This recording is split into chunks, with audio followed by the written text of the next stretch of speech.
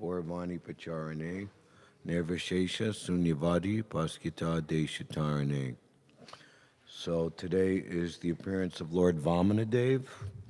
We have a lot, and the appearance day of Srila Jiva Goswami. So we have a lot of ground to cover. So we will take license to cover all that ground. At the same time, we're scheduled to speak a Bhagavatam verse, so we will read it. What is the verse number?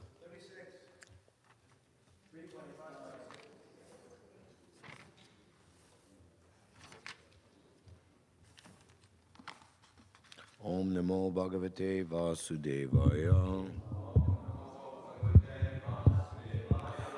Om Namo Bhagavate Vasudevaya. Om Namo Bhagavate Vasudevaya. Narayanam Namaskritya Naram Chaiva Narotamam Devim Sarasvatim Vyasam Tato Jayam Udirayat Nastapareshu Bhadreshu Nityam Bhagavata Sevaya Bhagavati Atamash Loke Bhaktir Bhavati Naishtaki. Śrimad Bhāgavatam, Canto 3, Chapter 25, Verse 36. So I'm just gonna read it. Tirdasyana Tardasanaya va Vayaver Udara Vilasa Hasikishita Vama Suktai Ritatmano Rita Pranams Chabakter Anichito Megatim Avim Prayunkte. Upon seeing the charming forms of the Lord, smiling and attractive, and hearing his very pleasing words, the pure devotee almost loses all other consciousness. His senses are freed from all other engagements, and he becomes absorbed in devotional service. Thus, in spite of his unwillingness, he attains liberation without separate endeavor. Purport by His Divine Grace, Srila Prabhupada. There are three divisions of devotees: first class, second class, and third class.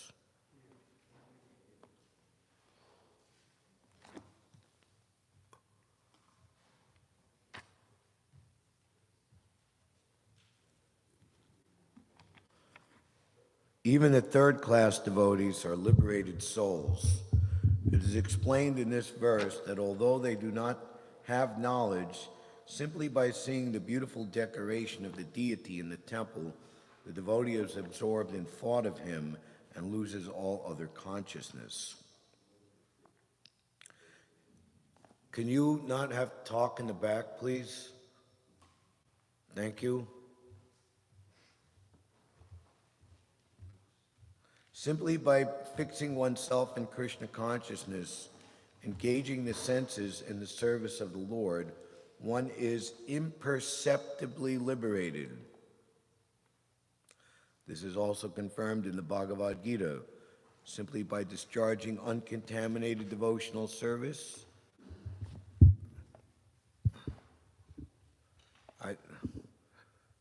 Can I just adjust it the way that I like it, the way I hear it, and I don't want it any closer to my mouth? Okay. Thank you. It's just so they can hear without getting feedback in the mic. If it's too far, you get feedback.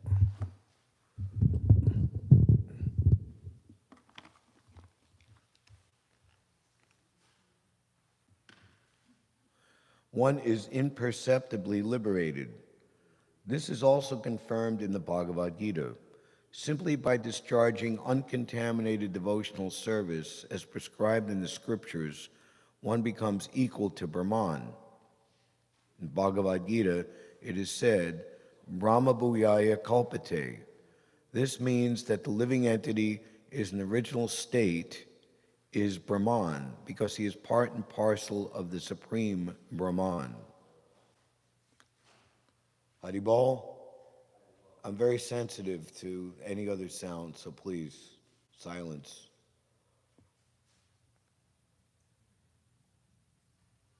This means that the living entity in his original state is Brahman because he is part and parcel of the supreme Brahman. But simply because of his forgetfulness of his real nature as an eternal servitor of the Lord, he is overwhelmed and captured by Maya. His forgetfulness of his real constitutional position is Maya. Otherwise, he is eternally Brahman. When one is trained to become conscious of his position, he understands that he is the servitor of the Lord. Quote, Brahman, unquote, refers to a state of self-realization. Even the third-class devotee, who is not advanced in knowledge of the absolute truth, but simply offers obeisances with great devotion, thinks of the Lord, sees the Lord in the temple, and brings forth flowers and fruits to offer to the deity, becomes imperceptibly liberated. Shraddhayanvitaha, with great devotion, the devotees offer worshipful respects and paraphernalia to the deity.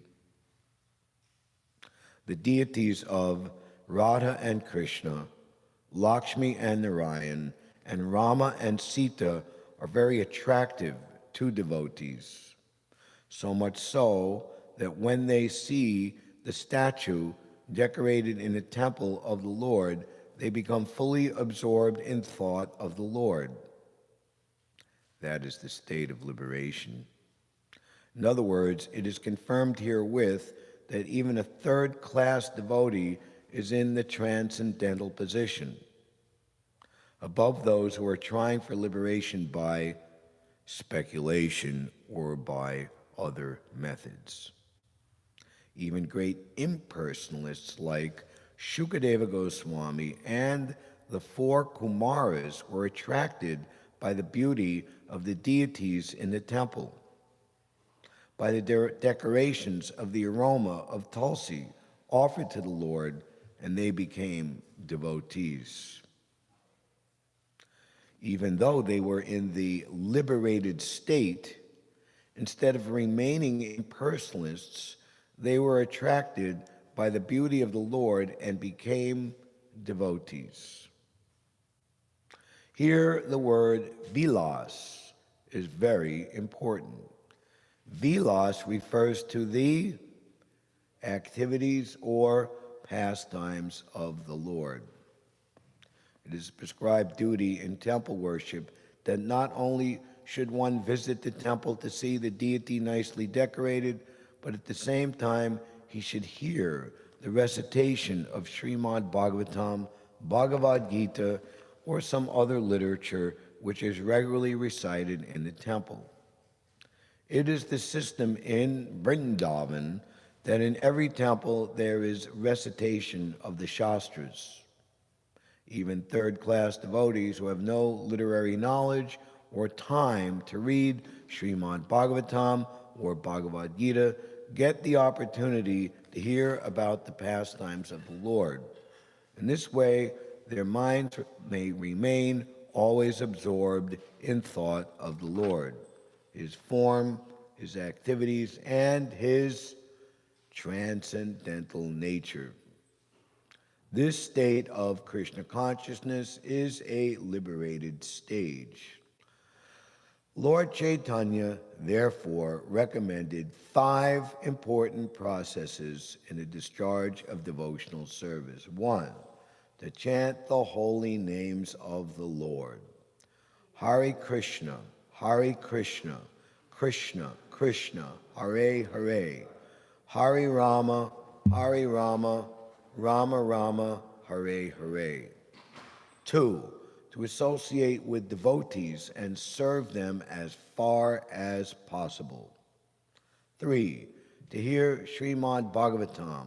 4, to see the decorated temple and the deity, and if possible, 5, to live in a place like Vrindavan or Mathura.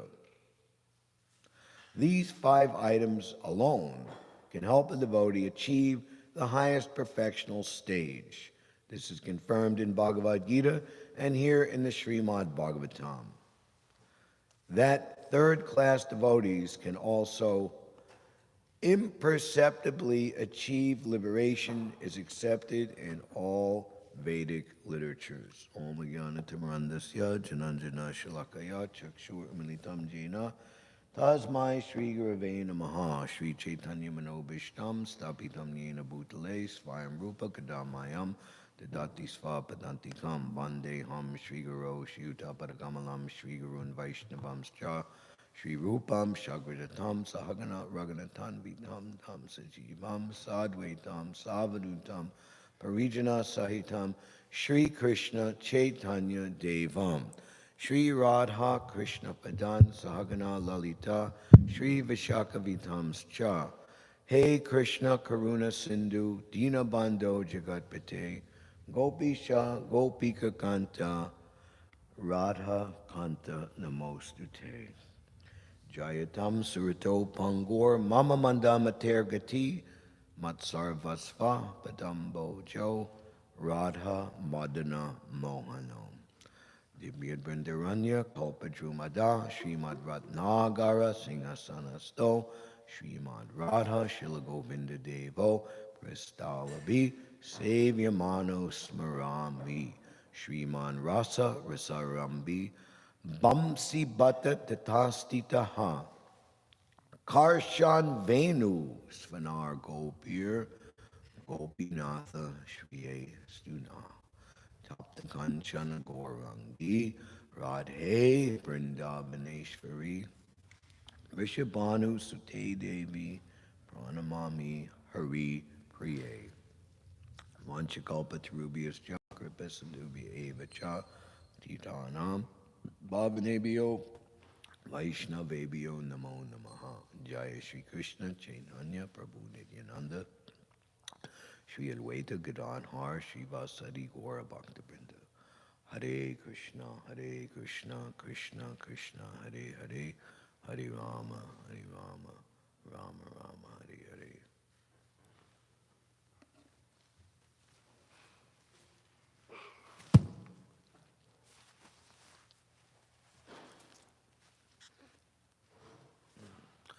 Thus, upon seeing the charming forms of the Lord, smiling and attractive, and hearing his very pleasing words, the pure devotee almost loses all other consciousness. His senses are freed from all other engagements, and he becomes absorbed in devotional service. Thus, in spite of his unwillingness, he attains liberation without separate endeavor. So, most valuable, here we directly have the Supreme Personality of Godhead describing the process of devotional service. As aspiring devotees, we should be very keen and alert to notice the powerful supreme position of devotional service when it's explained by the Lord himself. There are many places in Śrimad Bhāgavatam like that. Perhaps most powerfully is later in the 11th canto, the Uddhava Gita, where there are many chapters where Krishna is describing the process of deity worship. There's one chapter especially simply called Bhakti Yoga. And then, of course, Bhagavad Gita, chapter 12, devotional service. Prabhupada describes how the middle chapters, 6 through 12, are the inner core of Bhagavad Gita and are carefully protected within the preceding and later following 6 chapters, 1 through 6, 13 through 18. And, of course, the purport by the chosen pure devotee of Lord Chaitanya and Radha Krishna to come to this world and spread the prema dharma of pure devotional service through the Kali Yuga dharma of the Kali Yuga avatar, Sri Chaitanya Mahaprabhu, glorious Sankirtan movement. It's very interesting how in this verse, Prabhupada uses the word imperceptibly 1, 2, 3 times in the beginning, middle, and end of the purport. In another section of Kapila Dev's instruction, Prabhupada describing the devotee's humility: for my past sinful activities, the karmic reaction that I'm due, I'm fit to go to the lowest region of hell. But the Lord, without the devotee's knowledge, arranges for him to go back home, back to Godhead, just after leaving this present body. Prabhupada had a godbrother friend, O.B.L. Kapoor, who was a doctor. They knew each other as young men. Indeed, it was his wife, O.B.L. Kapoor, who was the young female disciple of Srila Bhaktisiddhanta, who wanted to meet Guru Maharaj in a secret place. And Srila Bhaktisiddhanta said, no, whatever you have to say here in front of everyone. I cannot meet with you alone. Anyway, that's a point of information. So then later, meeting his godbrother, meeting Srila Prabhupada, O.B.L. Kapoor, in later life, after he was greatly successful, he asked him, what is your formula? And Prabhupada said, my formula, how I was successful, was Trinadapi Sunichena Taroriva Saheshnuna. So this humility is very important amongst devotees. We don't think of ourselves, I am a Vaishnava, I am a devotee, I am aspiring to be a Vaishnava. And giving all credit and all recognition to any good that we can possibly do to simply the mercy of my bona fide predecessor, spiritual master. And Prabhupada instructs us in an item of humility. This is in regards to, or in the section where Lord Chaitanya was dismantling the false pride of the Mayavadi sannyasis, led by Prakashananda Saraswati, thinking themselves, here it's interesting, you become equal to Brahman, where they thought in quantity, but of course, as part and parcel of Jivanamsa, living entities, we're in quality one with Brahman, and no way otherwise. That one should not think oneself as a great Vaishnava, but simply aspire to be instrumental in the hands of the predecessor acharyas. In this way, we can actually do something for suffering humanity.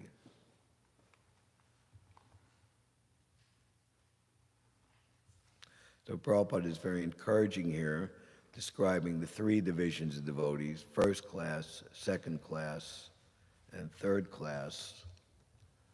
Actually, to my immediate memory here, 824, 5.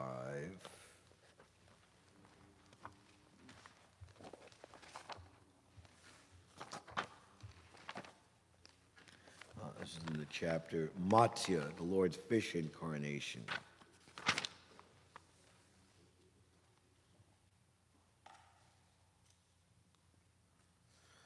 No, I did wrong here. It's the other way around.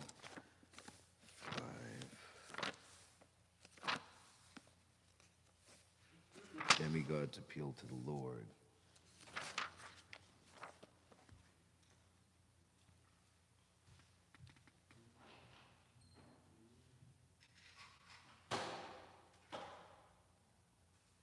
Lord Krishna is very much pleased with his devotees, even if they are not on the topmost stage of devotional service. Even on the lower stages of devotional service, one is transcendental. And here's the caveat, and a 2-letter word, if. If. Lord Chaitanya puts his devotees into various types of associations and situations. Let's call them trying. Their success depends upon their good fortune. If they are, even if they, okay. And if one continues with devotional life, he continues to be a deva or a sura. Shishirada Govinda Ki Jai. If one continues in this way, Krishna will always be pleased with the devotee and give him all instructions so they may very easily return home back to Godhead. That's 8:24:5, middle of the purport.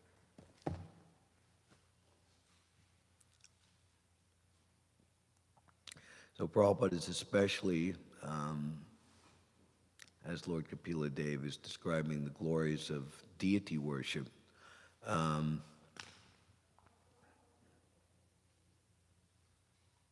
even they do not have knowledge. Simply by seeing the beautiful decoration of the deity in the temple, the devotee is absorbed in thought of him and loses all other consciousness.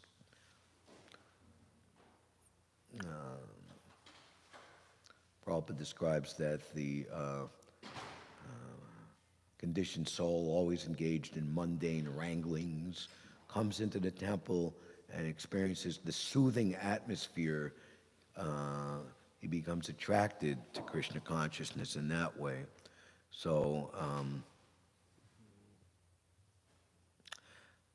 Prabhupada understood the great importance of deity worship, and part of his mission in the 11, 12 years that he was preaching amongst us in the West, one of his main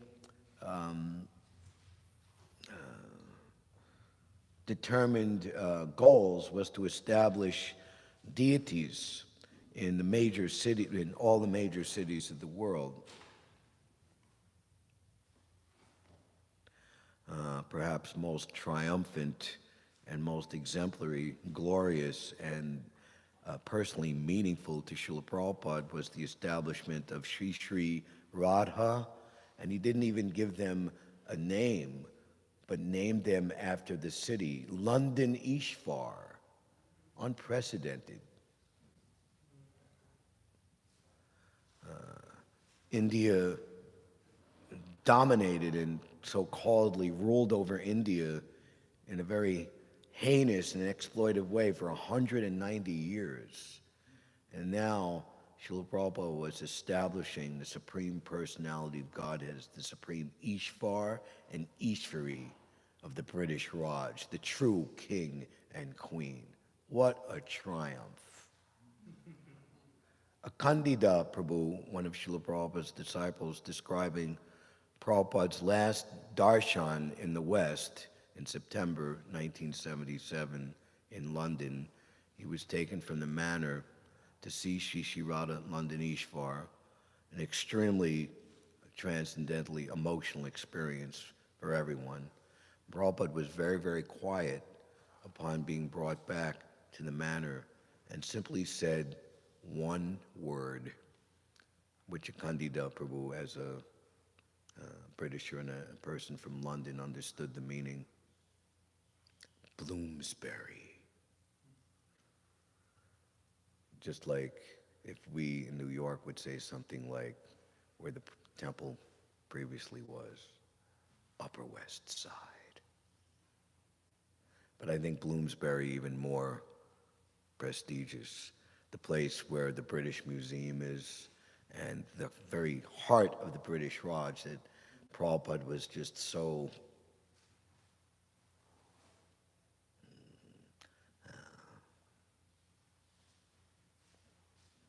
happy to have captured and established that seven-berry place for Krishna, right in the heart of the British Raj. Speaking of imperceptibly, the demons do not understand how powerful is Krishna consciousness. Prabhupada one time remarked that the Bajari, just offering an arti, what she has done is more valuable than any big so-called world leader by just offering a little offering to the deity.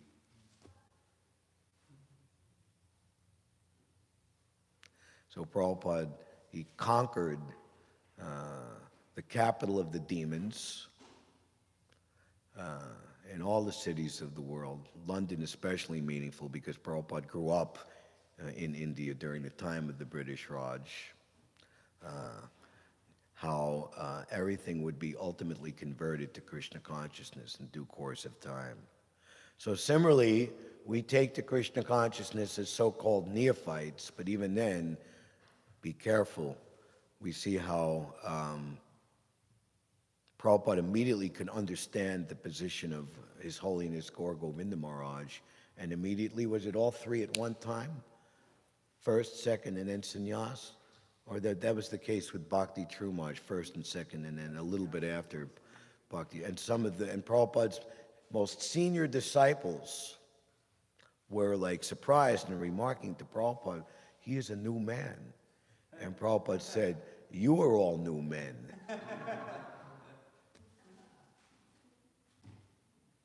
Prabhupada says in one place, one cannot actually know who is a pure devotee unless one happens to be a pure devotee oneself. So seemingly, that's how it has to be, that when you come to this world, even you are descending in the highest position as Nitya Siddha, you seemingly are taking a birth, you are seemingly junior. This we see will be the case with Srila Jiva Goswami. He was the nephew of Rupa and Sanatan. Clearly they're junior by 30, 40 years or something. And of course, with all etiquette, understanding disciplic succession, during their time, during the time of Rupa and Sanatan, he was the most loyal and humble servitor of his divine uncles, but then later he was meant to become the spiritual master for the entire world. And of his personal accomplishments, even by secular non-devotee scholars, he's understood to be the greatest philosopher that has ever lived. And we will hear so many accomplishments.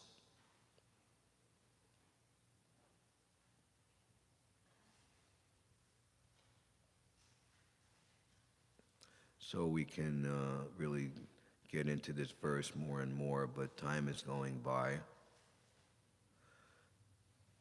So we should feel encouraged that by following the bona fide and authorized process, eternal, infallible process of devotional service under the guidance of the bona fide representative of Krishna and disciplic succession, all success will be there. So we were fasting for Ekadasi yesterday, half day, and that's considered our fasting for Vishnu Tattva appearance of Lord Vamanadev. And the story of Lord Vamanadev's appearance and everything in regard to the intrigue that caused the appearance of Lord Vamadev is recounted in many, many chapters in the 8th canto. So we will attempt to give a synopsis.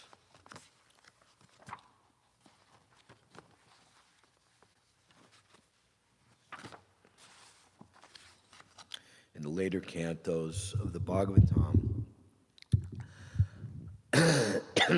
chapter summaries are provided, unlike in earlier cantos. And maybe someone who knows better than I, but somehow it's been in my memory all these years that His Holiness Devamrita Swami, when he was brought to serve in the BBT after he couldn't take any more Brooklyn winters in the subway and wherever and whenever else, he was taking part in composing these summaries. Anyway, that's something we could research. But anyway, somehow I remember that, or it's in my mind. So, Aditi, the wife of Kasyapa, wanted to have a son who could reclaim the heavenly planets for her sons, who were the demigods headed by Indra, from the demons headed by Bali Maharaj, who ultimately actually is a very great Mahabhagavat devotee. He's actually one of the Mahajans on the process of pure devotional service, and especially the most exalted process of devotional service, Atma-nivedana, surrendering everything. That's also sometimes something that's very, very interesting, that Krishna arranges someone who's seemingly a demon, but they're actually a very great Vaishnava. That was also the case with Maharaj Chitraketu, who became the demon Brittasura, who, due to a wrong chanting of Sanskrit mantras, instead of becoming the enemy of Indra, he became the how did it go? The enemy, when he, Indra would be the one who would be right, take him down. Not that Brittasura would be the one who would take down Indra. So she was instructed to perform a Payo-brata ceremony for 12 continuous days. Aditi, the Lord, who was certainly pleased with her, appeared before her with 4 hands and dressed in yellow garments. As soon as Aditi saw the Supreme Personality of Godhead present before her, she immediately got up, and with great ecstatic love for the Lord, she fell to the ground to offer respectful obeisances. Aditi's throat was choked because of ecstatic feelings, and her entire body trembled with devotion. Although she wanted to offer suitable prayers to the Lord, she could not do anything, and thus she remained silent for some time. Then, feeling solace, observing the beauty of the Lord, she offered her prayers. The Supreme Personality of Godhead, the supersoul of all living entities, was very pleased with her and agreed to become her son by incarnating as a plenary expansion. So all of this within the greater intrigue of taking back the heavenly planets, just like in any type of warfare or espionage or diplomacy, there has to be a lot of careful calculation.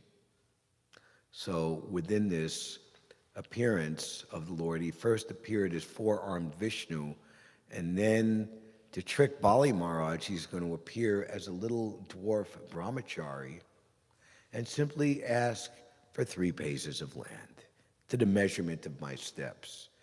If anyone takes 3 paces of land, takes 3 steps, that will be enough for you to sleep on the floor and to live and breathe and live your life. Why do you need more? But in the case of Lord Vishnu, as Vamanadev, he took with just 2 steps everything and pierced the covering of the universe, and the water from the causal ocean came down, which is the holy Ganges coming in to purify all conditioned souls. Now you have promised me 3 steps. Where should I place my 3rd steps? So the Lord said to his soon-to-become mother, very prophetic, "O my mother, O virtuous lady, even if someone asks, you should not disclose this fact. That which is very confidential is made successful if kept, blah, blah, blah to everybody, secret."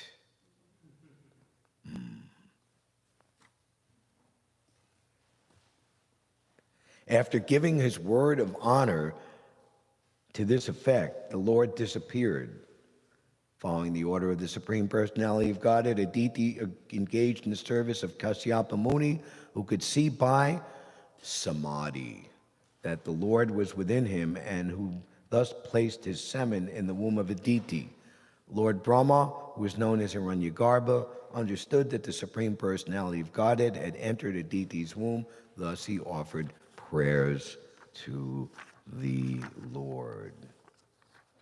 Next, chapter 18, Lord Vamanadev, the Lord's dwarf incarnation. The Lord appeared in this world from the womb of Aditi, completely equipped with conch shell, disc, club, and lotus. His bodily hue was blackish, and he was dressed in yellow garments. Lord Vishnu appeared on an auspicious moment of today, Shravana Dwadasi, when the Abhijit star had arisen. At that time, in all the 3 worlds, including the higher planetary system, outer space, and this earth, all the demigods, the cows, the Brahmins, and even the seasons were happy because of God's appearance. Therefore, this auspicious day is called Vijay, when the Supreme Personality of Godhead, who has a Satchit Ananda body, appeared as the son of Kasyapa and Aditi. Both of his parents were very astonished. After his appearance, the Lord assumed the form of a dwarf, Vamana. All the great sages expressed their jubilation, and with Kasyapa Muni before them, they performed the birthday ceremony of Lord Vamanadev.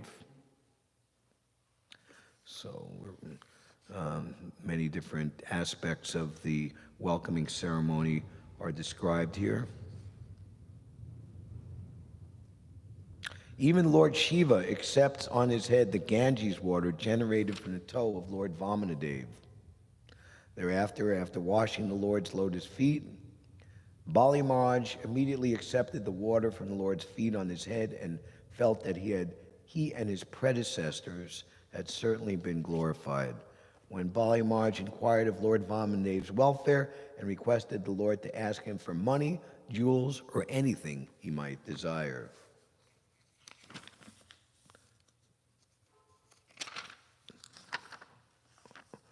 Lord begs charity from Bali Maharaj, chapter 19. When Bali Maharaj, thinking Vamanadev to be the son of a Brahmin, told him to ask for anything he liked, Lord Vamanadev praised Hiranyakashipu and Hiranyaksha for their heroic activities. And after thus praising the family in which Bali Maharaj had been born, he begged the king for 3 paces of land. Bali Maharaj agreed to this land in charity, since this was very insignificant, but Sukracharya, who could understand that Vamanadev was Vishnu, the friend of the demigods, forbade Bali Maharaj to give this land. So here we can see who is a friend, who is a beloved family member, who is a respectful teacher when the authorized surrender to Krishna is provided and we enthusiastically want to accept it, and they reveal their true colors. So Bali Maharaj is glorified for being a Guru Tyagi. If one gives up and renounces one's spiritual master, one is fit to be sent to the lowest region of hell. But in the case of giving up someone who is disqualified himself from performing the activity of being a representative of Krishna by advising one not to engage in the devotional service of Krishna, not only can one, but it is actually should one's duty to give up such a bogus spiritual master in the case of Sukracharya.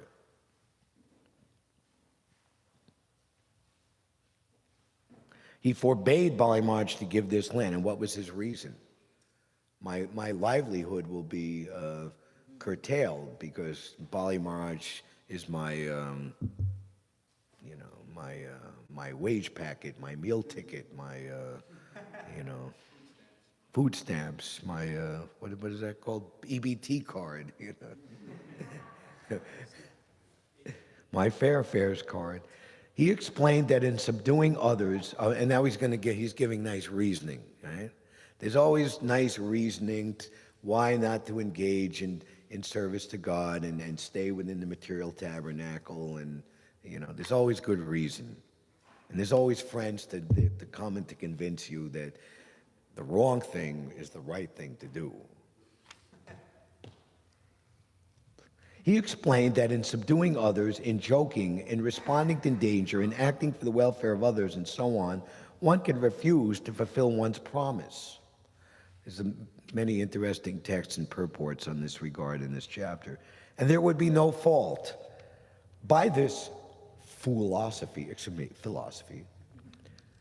Sukracharya tried to dissuade Bali Maharaj from giving land to Vamanadev. So it's also to Bali Maharaj's credit that after he's associated with this person for such a long time, he's the guru of the guru of the demons, and giving all these arguments, that he stays resolute in his determination. And even Sukracharya predicts what's going to happen. Not that he's going to, little dwarf is going to take 3 steps and everything is going to be happy thereafter, but he's going to take everything. Sukracharya can understand.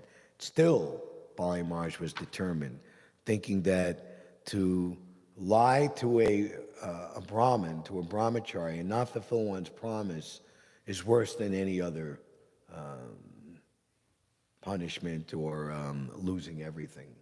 He would be more desirous to maintain his reputation for having fulfilled his promise. That was more valuable to him than anything else. Chapter 20, Bali Maharaj surrenders the universe.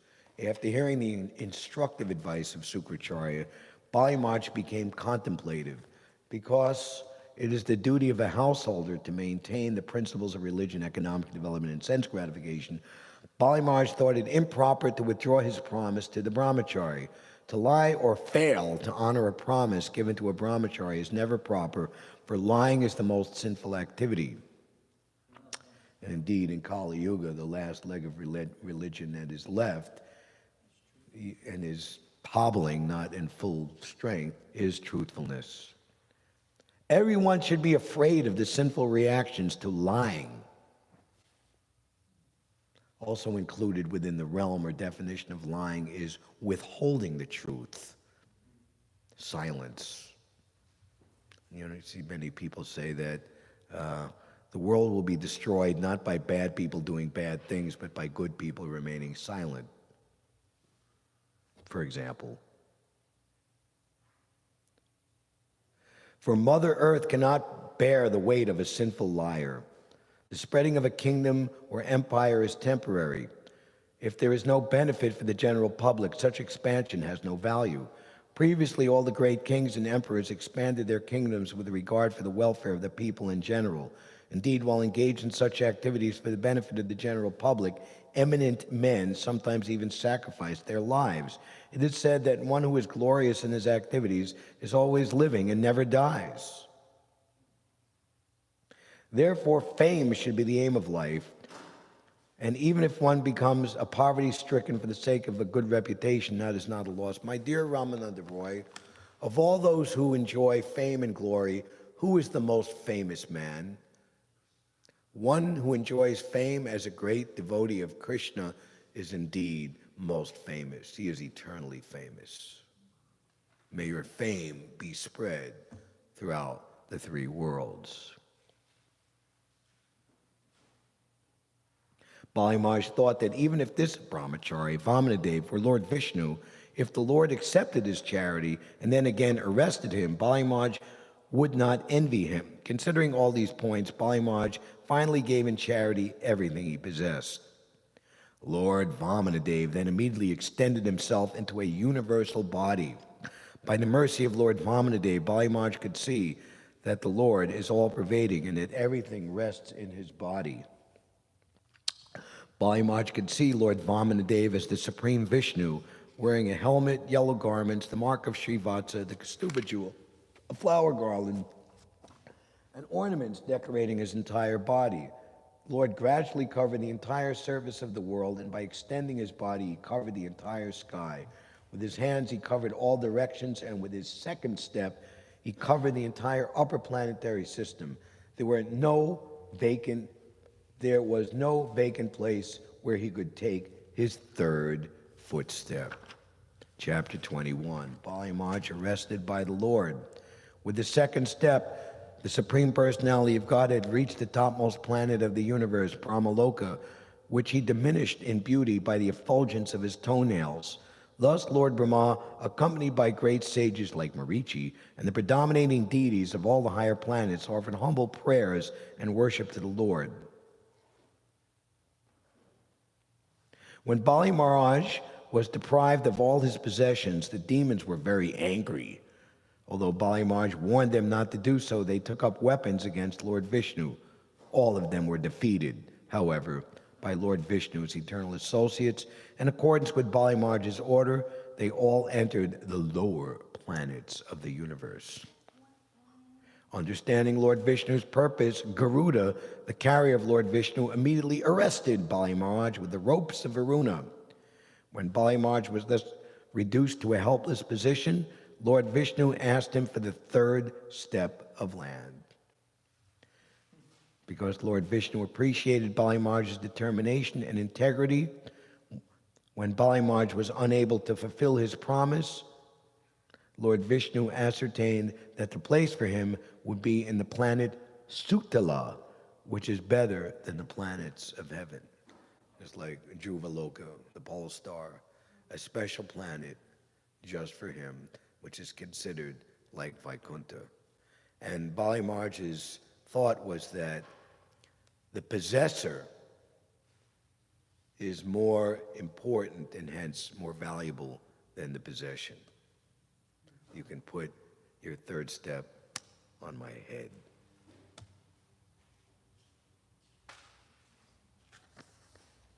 Bali Maharaj surrenders his life, chapter 22.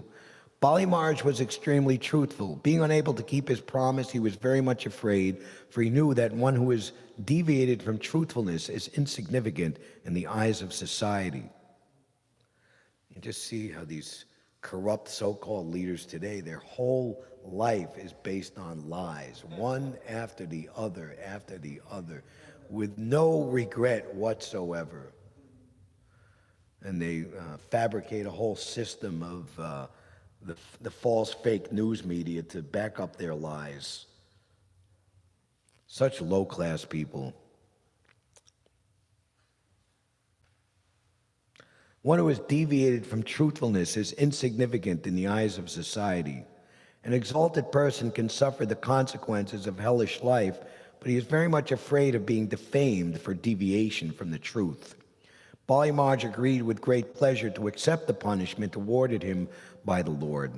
In Bali Maharaj's dynasty, there were many asuras who, because of their enmity toward Vishnu, had achieved a destination more exalted than that of many mystic yogis. Bali Maharaj specifically remembered the determination of, who is Bali Maharaj's grandfather? Prahlad Maharaj. It specifically remembered his determination of Prahlad Maharaj in devotional service. Considering all these points, he decided to give his head in charity as the place for Vishnu's third step.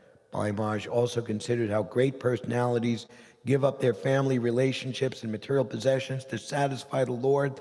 Indeed, they sometimes even sacrifice their lives for the satisfaction of the Lord just to become his personal servants. Accordingly, by following in the footsteps of previous acharyas and devotees, Bali Maharaj perceived himself successful. While Bali Maharaj had been arrested by the ropes of Varuna, he was offering prayers to the Lord. His grandfather, Prahlad Maharaj, appeared there and described how the Lord had delivered Bali Maharaj by taking his possessions in a tricky way. While Prahlad Maharaj was present, Lord Brahma and Bali Maharaj's wife, Vindhya Avali, described the supremacy of the Supreme Lord. Since Bali Maharaj had given everything to the Lord, they prayed for his release. The Lord then described how a non-devotee's possession of wealth is a danger, whereas a devotee's opulence is a benediction from the Lord. Thus, being pleased with Bali Maharaj, the Supreme Lord offered his disc to protect Bali Maharaj and promised to remain with him. And the demigods regained the heavenly planets. Vande Rupa Sanatano Ragoyago Shri Jiva Gopalako.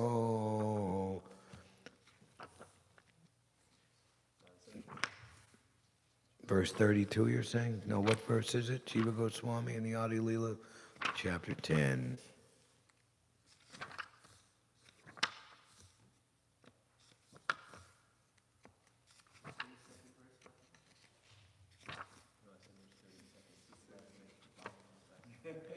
Okay, 85 and 86.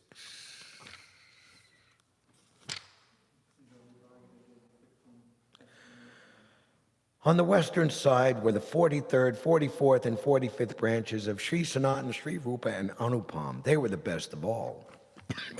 Verse 85, Adi Leela, chapter 10. Among these branches Rupa and Sanatan were principal. Anupam, Jiva Goswami, and others, headed by Rajendra, were their sub-branches. So, Prabhupada's purport about Jiva Goswami is most significant, so we will spend our remaining time hearing Srila Prabhupada describe Jiva Goswami's glories. In the Gora Gonadesh Deepika, it is said that Srila Jiva Goswami was formerly Vilas Manjari Gopi. From his very childhood, Jiva Goswami was greatly fond of Śrimad Bhāgavatam. He later came to Navadvip to study Sanskrit, and following in the footsteps of Sri Nityananda Prabhu, he circumambulated the entire Navadvip Dham. So there's the Navadvip Dham Mahatmya, which Bhaktivinoda Thakur compiled, whose appearance day is tomorrow, describes the, how could you think of a better parikram, the parikram leader and the person on the parikram than Lord Nityananda and Jiva Goswami.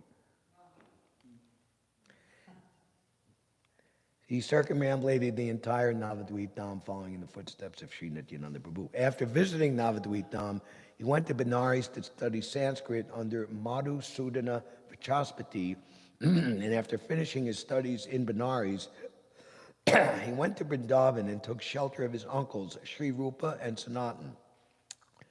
This is described in the Bhakti Ratnakar. As far as our information goes, Srila Jiva Goswami compiled or composed and edited at least 25 books. They're very celebrated. They are listed as follows. 1. Harinam Amrita Vyakarana. 2. Suksha Malika. 3. Dhatu Sangraha. 4. Krishnachar Deepika. 5. Gopal Virudavali. 6. Rasamrita Sesha. 7. Madhava Mahotsava. 8. Sankalpa Kalpavriksha. 9. Bhavarta Suchaka Champu. 10. Gopal Tapani Tipika. 11. A commentary on Brahma Samhita.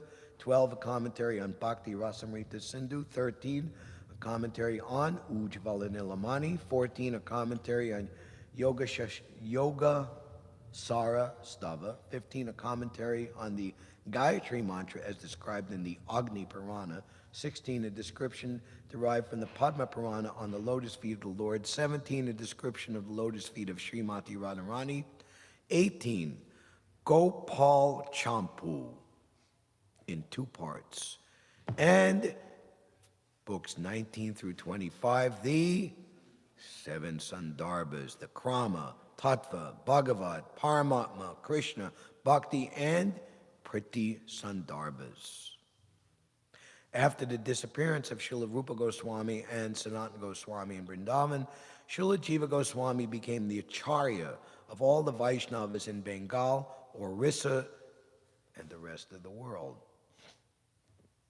And it is he who used to guide them in their devotional service. In Vrindavan, he established the Radha Damodar Temple, where we had the opportunity to live and retire until the age of 65, when we decided to come to the United States of America. When Jiva Goswami was still present, Srila Krishnadas Kaviraj Goswami compiled his famous Chaitanya Charitamrita.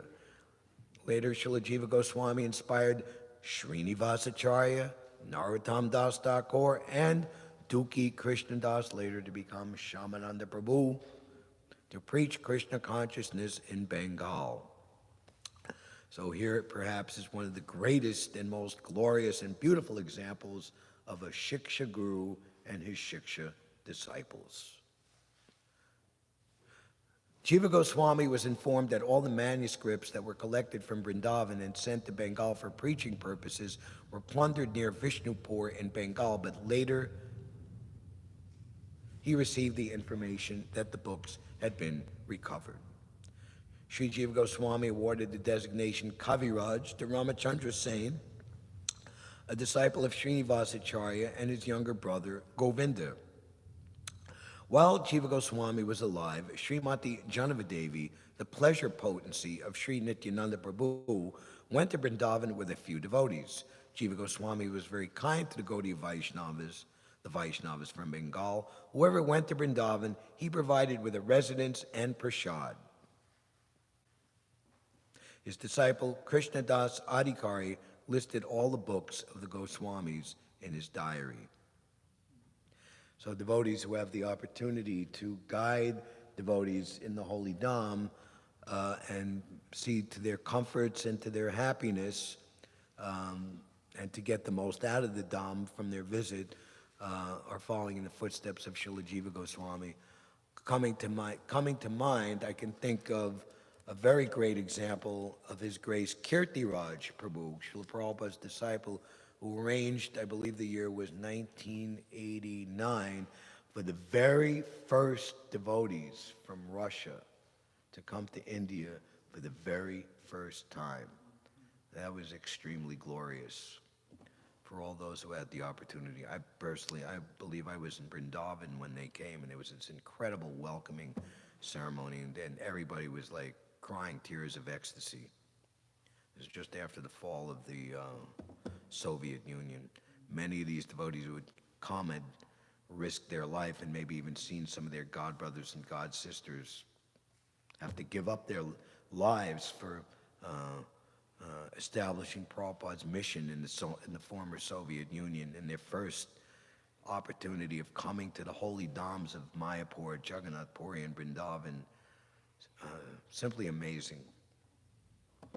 So Kirtiraj Prabhu had made all arrangements and made sure everything had gone smoothly. They even met the, Sanjeev Gandhi, the Prime Minister of India at the time. It was glorious on all levels. So he was very kind to the Gaudiya Vaishnavas, and he provided them residence and prasad. The Sahajiyas leveled 3 accusations against Srila Jiva Goswami. This is certainly not congenial with the execution of devotional service. The first accusation concerns a materialist who was very proud of his reputation as a great Sanskrit scholar and approached Rupa Sanatan to argue with them about the revealed scriptures. Srila Rupa and Sanatan Goswami, not wanting to waste their time, just like on Sankirtan, Harinam, and book distribution, we have to be very careful that these modern-day Mayavadis, neo-Mayavadis, and others in all different colored feathers and stripes, don't waste our valuable time. Prabhupada is calling. You have to take this phone call here.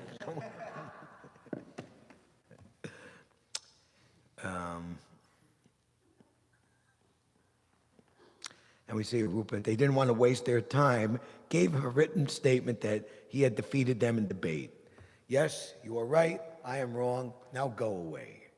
Leave me alone.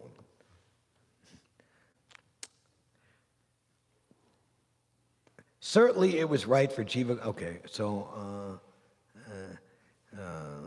so taking the paper, I defeated Rupa, said the scholar approached Jiva Goswami for a similar certificate of defeat. Nothing doing, Buster. But Jiva Goswami did not agree to give him one. On the contrary, he argued with him regarding the scriptures and defeated him soundly and left him to his humiliation. Whereas Prabhupada says in one place, they'll simply have to be satisfied with their own foolishness. Certainly it was right for Jiva Goswami to stop such a dishonest scholar from advertising that he had defeated Srila Rupa and Sanatana Goswamis, but due to their illiteracy, the Sahajiya class referred to this incident to accuse Srila Jiva Goswami of deviating from the principle of humility.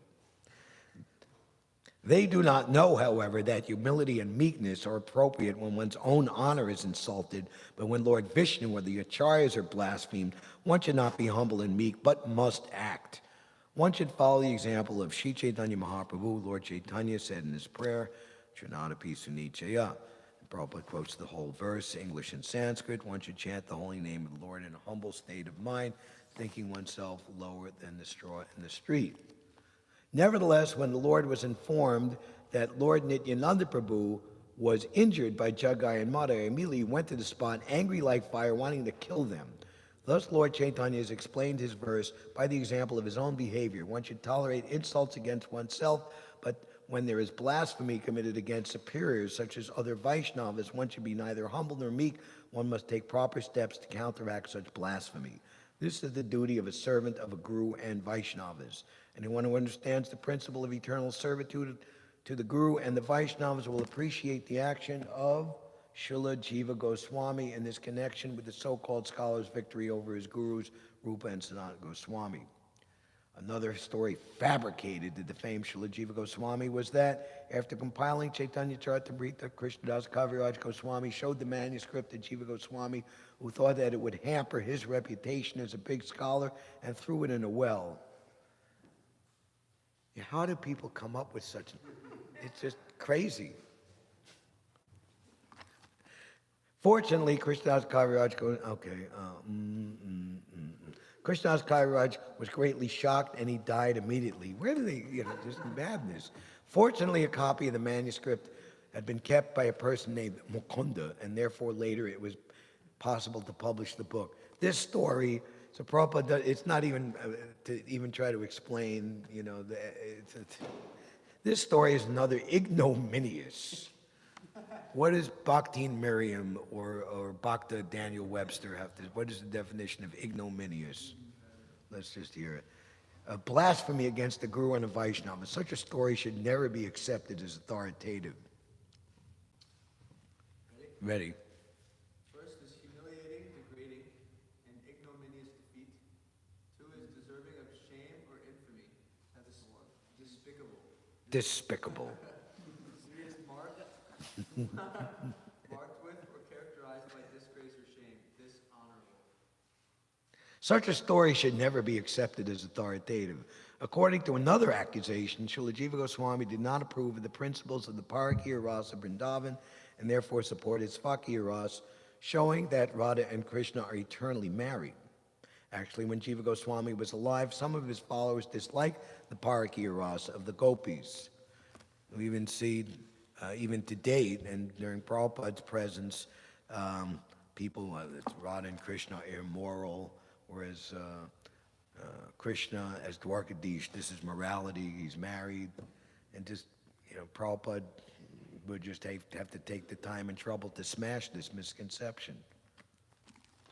So therefore, understanding of the pastimes of Radha and Krishna and the Parakya Bhav, which Krishnadas Kaviraj Goswami explains or describes as the highest and greatest and most beautiful of all mellows of the Lord, is very confidential and should never be spoken of in public and amongst people who have no qualification to understand.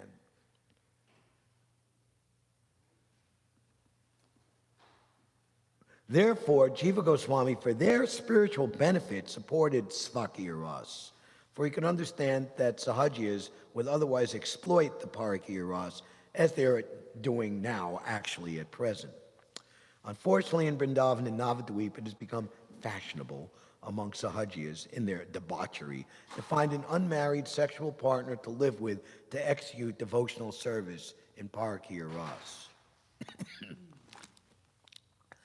There was someone associated with New York Harinam for a time, some years ago, and for whatever reason, was no longer and moved on, and wrote me some letter asking for my blessings that he and his now girlfriend could execute Parakya Rasa together.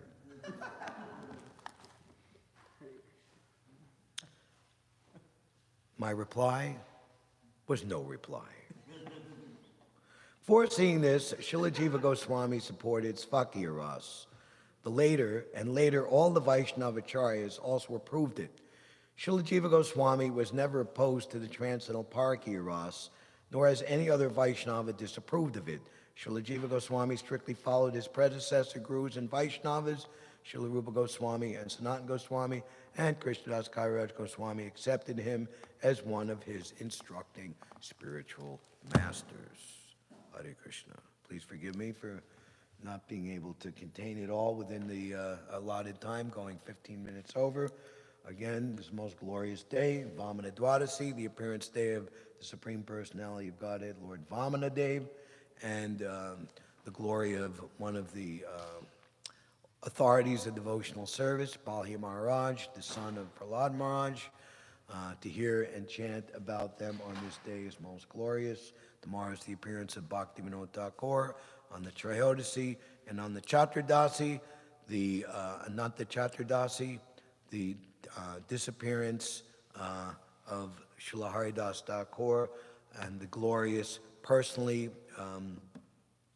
holding the function of his Samadhi ceremony and festival by Lord Chaitanya is described in detail in the chapter, The Passing of Haridas Thakur, in the Antya Lila of the Chaitanya Charitamrita. And finally, the Bhadra Mas Purnima, which is the halfway point of this Chaturmasya, the full moon day of the month of Bhadra. Anyone who gifts the Śrimad Bhāgavatam on this day achieves Goloka Vrindavan. And for many, many years now, His Grace Vaisheshekha Prabhu is doing a Bhadra Mas Purnim to put emphasis on the distribution of the Śrimad Bhāgavatam.